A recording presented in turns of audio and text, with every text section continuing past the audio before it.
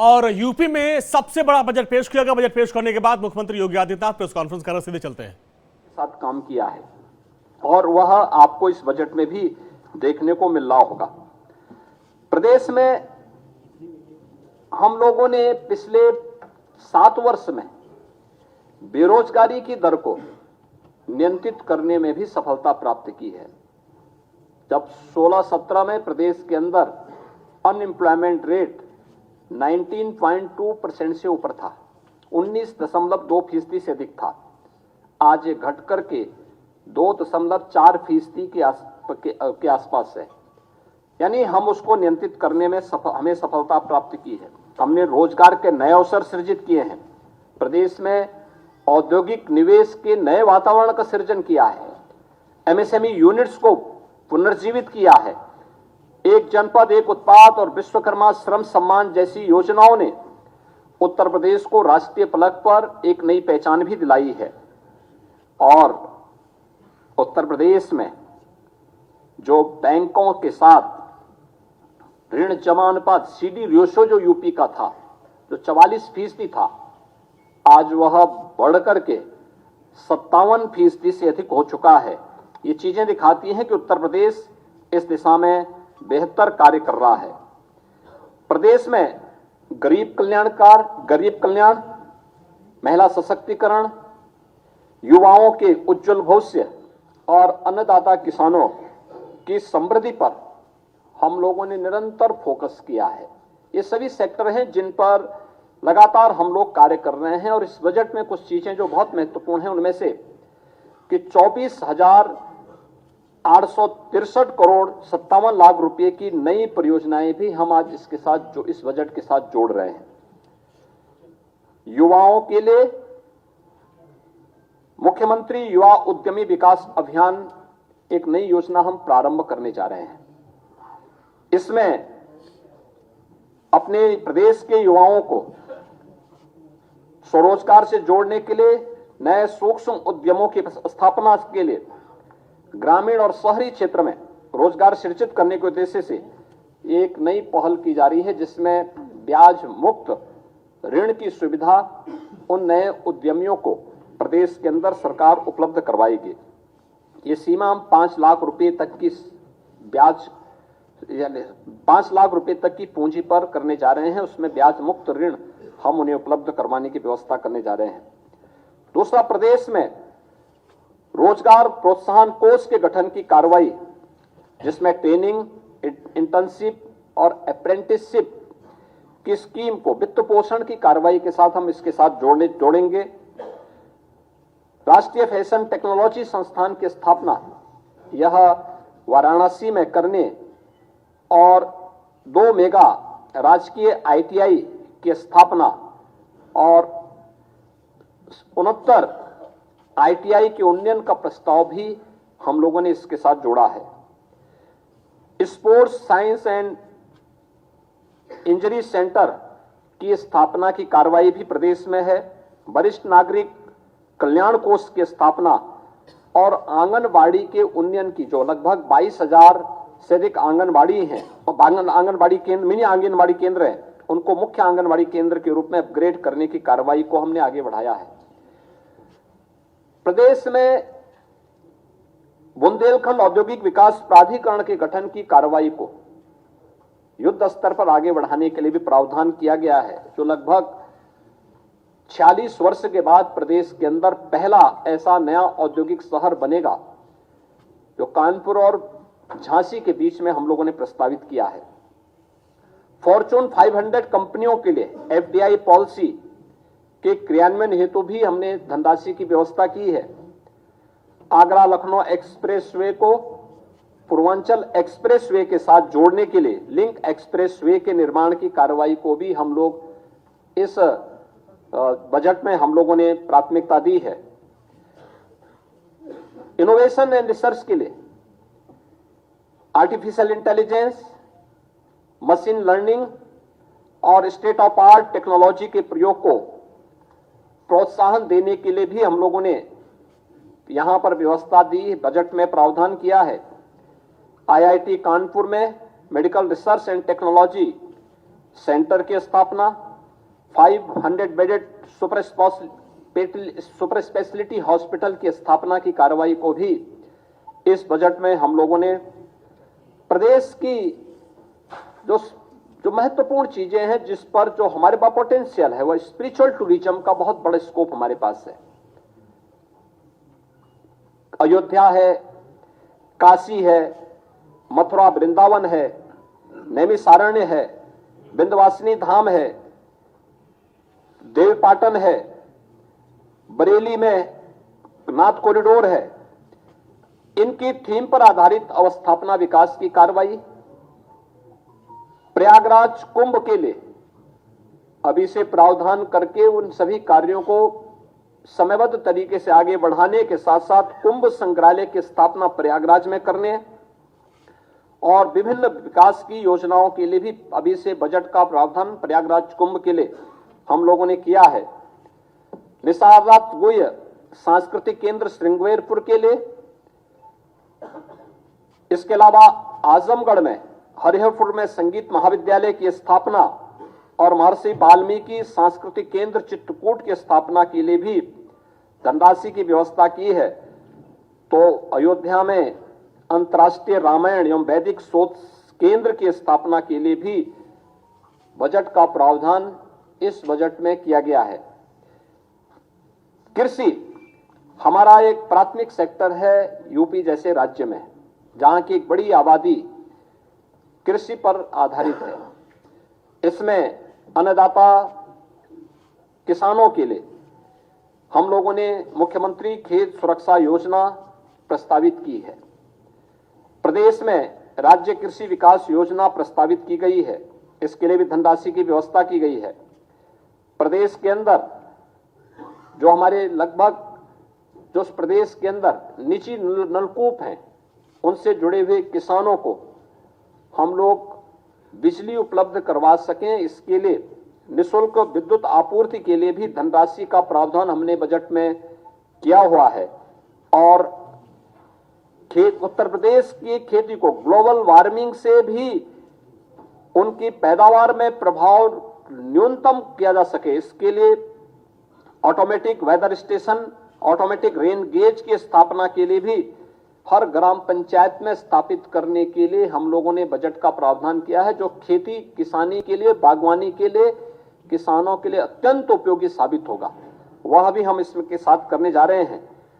Organic यानी जो natural and organic culture lab, tissue lab, agri tourism centre की स्थापना की कार्रवाई और मुख्यमंत्री लघु सिंचाई योजना के लिए भी हमने पर्याप्त धनराशि की व्यवस्था इस बजट में प्रदेश के अंदर प्रस्तुत की है।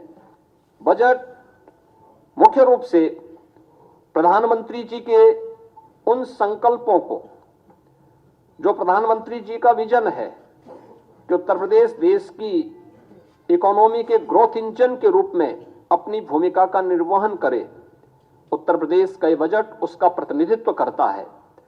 $1 ट्रिलियन की इकोनॉमी उत्तर प्रदेश बन सके, जैसे कि मैंने आपको बताया कि पिछले 7 वर्ष में उत्तर प्रदेश की इकोनॉमी को हम दोगुना करने में सफल हुए, प्रति व्यक्ति आय को दोगुना करने में सफल हुए और आज उत्तर प्रदेश देश की सबसे बड़ी तेजी के साथ उभरती हुई अर्थव्यवस्था में से एक है।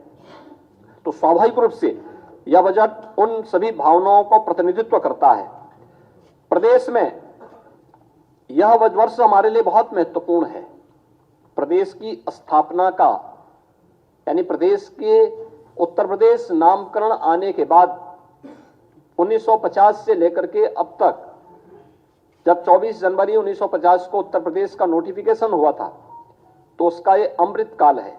अमृत काल में उत्तर प्रदेश के उन लक्ष्यों को प्राप्त करने के समय यह बजट उत्तर प्रदेश की अर्थव्यवस्था को एक नई ऊंचाई प्रदान करने वाला होगा। $1 ट्रिलियन की इकोनॉमी को अचीव करने के प्रधानमंत्री जी के विजन को आगे बढ़ाने में मील का पत्थर साबित होगा।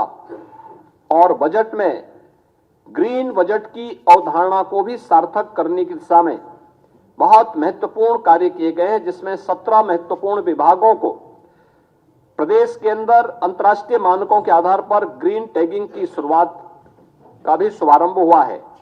बजट अनुमानों में तमाम अन्य कार्यों के साथ साथ उत्तर प्रदेश को, यानी ग्रीन टैगिंग करने वाला उत्तर प्रदेश देश का संभवतः पहला राज्य होगा जो इस दिशा में अपने प्रयासों को आगे बढ़ा रहा है। प्रदेश के अंदर हमने पिछले 2 वित्तीय वर्षों में आम बजट की जो हमारी प्रस्तुति थी वह डिजिटल हो गई है। पहले की भांति बजट पुस्तकों को प्रकाशित कराने की प्रथा लगभग समाप्त है। यह भी पर्यावरण के दुष्प्रभावों को काफी हद तक कंट्रोल करता है, कम करता है। हमारा 24-25 का यह बजट पिंक बजट भी है। यह प्रदेश की मातृशक्ति को, माताओं और बहनों को, बेटियों को, उनसे संबंधित विभिन्न योजनाओं को चिन्हित करके उन पर भी फोकस किया गया, ध्यान आकर्षित किया गया है। महिलाओं की, बालिकाओं के कल्याण, उनके सशक्तिकरण, संतुलित और उनके सर्वांगीण विकास की, जैसे मुख्यमंत्री कन्या सुमंगला की योजना का धनराशि हम लोगों ने 15,000 से बढ़ा के 25,000 रुपए किए हैं। इस प्रकार की अनेक अन्य घोषणाएं भी प्रदेश में की गई हैं। तो यह प्रदेश का जो हमारा बजट है, यह प्रदेश के उन समग्र संकल्पनाओं को पूरा करने वाला है जो आदरणीय प्रधानमंत्री जी की मंशा थी और उनका जो संकल्प है, उन संकल्पों के अनुसार मेरा यह कहना है कि बजट लोक मंगल का बजट है, जन कल्याण का संकल्प है, उत्सव, उद्योग और उम्मीद, और यही है नए यूपी की यही तस्वीर। बजट के लिए मैं वित्त मंत्री श्री सुरेश खन्ना जी को, अपर मुख्य सचिव वित्त और उनकी पूरी टीम को लोक मंगल के लिए समर्पित इस संतुलित और समग्र विकास की अवधारणा पर आधारित बजट के लिए हृदय से बधाई देता हूं। उत्तर प्रदेश वासियों को भी इस बजट के लिए जो उनके समग्र और संतुलित विकास में और उत्तर प्रदेश को देश की एक बड़ी अर्थव्यवस्था के रूप में स्थापित करने में निर्णायक भूमिका का निर्वहन करेगा, इसके लिए हृदय से बधाई देते हुए अपनी शुभकामनाएं देता हूं। धन्यवाद। जय हिंद। धन्यवाद माननीय मुख्यमंत्री जी। इसी के साथ ही प्रेस वार्ता समाप्त होती है और सभी पत्रकार मित्रों के लिए जलपान की व्यवस्था है, कृपया उसको ग्रहण करके जाएंगे। धन्यवाद।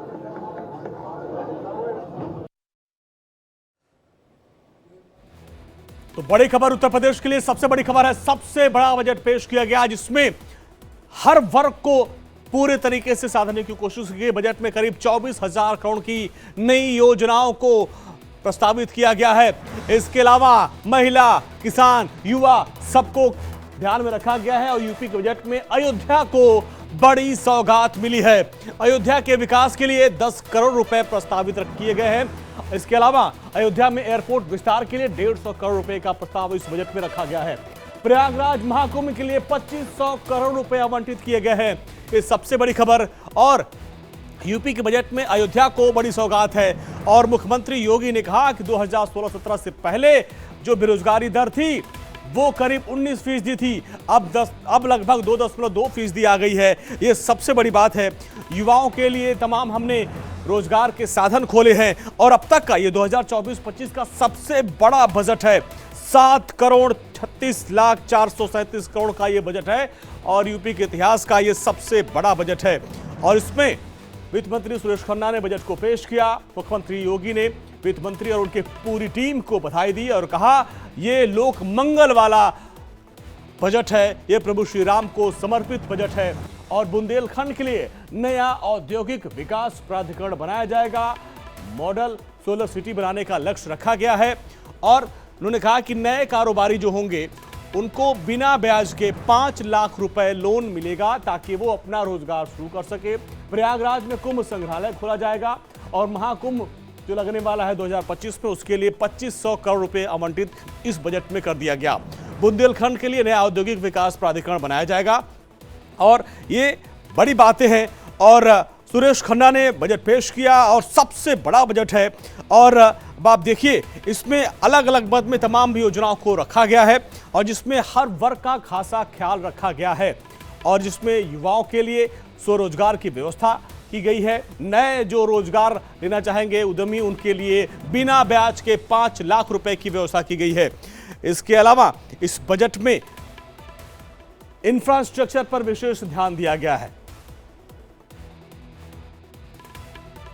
तो आज का जो बजट है, जो हमारे वित्त मंत्री जी ने प्रस्तुत किया है, वह बजट प्रभु श्री राम को समर्पित करते हुए लोक मंगल की उन भावनाओं को समर्पित किया कि यही मह आदि मध्य अवसाना प्रभु प्रतिपाद्य राम भगवाना। तुलसीदास जी के इन शब्दों में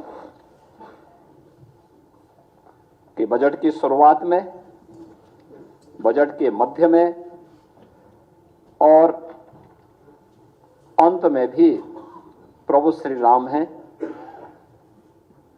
उनके विचार में, उनके संकल्प में एक एक शब्द में श्री राम हैं, क्योंकि श्री राम लोक मंगल के पर्याय हैं और यह बजट भी लोक मंगल को समर्पित करते हुए प्रदेश के समग्र और संतुलित विकास का उत्तर प्रदेश का एक आर्थिक दस्तावेज है। मैं इसके लिए वित्त मंत्री, अपर मुख्य सचिव वित्त और उनकी पूरी टीम को इस समग्र विकास और समग्र एवं संतुलित विकास की अवधारणा को सार्थक बनाने के उद्देश्य से प्रस्तुत इस बजट के लिए हृदय से बधाई देता हूं।